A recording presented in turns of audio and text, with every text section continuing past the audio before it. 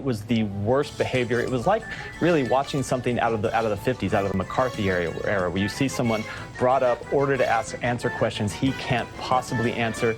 It was really an appalling piece of behavior from the leadership of that committee. Welcome to this week's Wacky Moments of Liberal Expression, a week where we all got to watch FBI agent Peter Strzok, who worked high-profile investigations on Hillary Clinton and Donald Trump, answer some questions from Congress about those anti-Trump texts that he sent his lover, former FBI attorney Lisa Page. Of course, this was all done on his government phone. The questioning was intense, it was confrontational, it was informative, but to the liberal media, it was all just to distract from the real issue at hand, which is Russian interference in the U.S. election. And if the Russian intention was to sow dissent here in the United States, from their perspective, mission accomplished. This is a day that arguably, in the minds of many, may have empowered Vladimir Putin. Of course, those comments came when the liberal media was taking breaks from praising Strzok and criticizing Republicans about the hearing. It was the worst behavior. It was like really watching something out of the 50s, out of the McCarthy era, where you see someone brought up, ordered to answer questions he can't possibly answer. Agent Peter Strzok fending off blistering House Republican attacks, accusing him of bias against Donald Trump. He has been an outstanding FBI agent. The efforts by Congress to engage in this rigmarole designed to make political points at the expense of the FBI's credibility and the important work that they're doing here, I thought was a moment of embarrassment. He then mounted a searing defense, not of just himself, but of the FBI. And I completely agree with Mr. Strzok on this. Americans don't understand this. This hearing is a kangaroo court.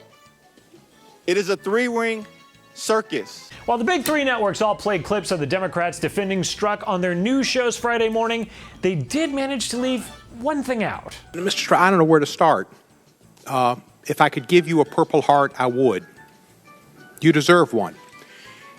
This has been an attack on you in a way to attack Mr. Mueller. I wonder why they left that out. Could it be because it's pretty darn embarrassing to Democrats? I bet that's probably why.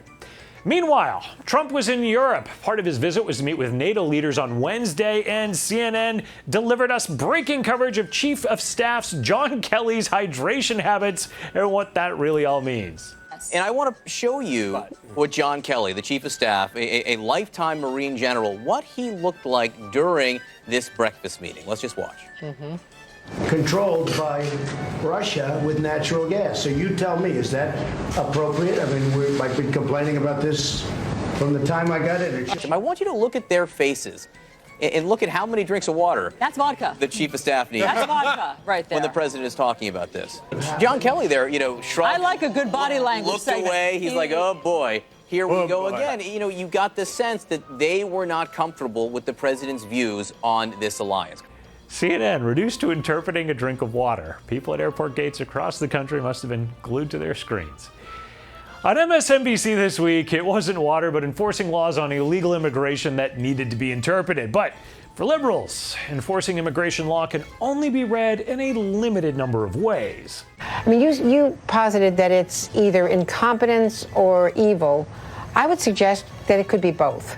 That there is an evil desire to deter by making an example of these people, and then it was carried out with no planning, and that is the rank incompetence that makes it even that much worse. So much wackiness this week, so little time.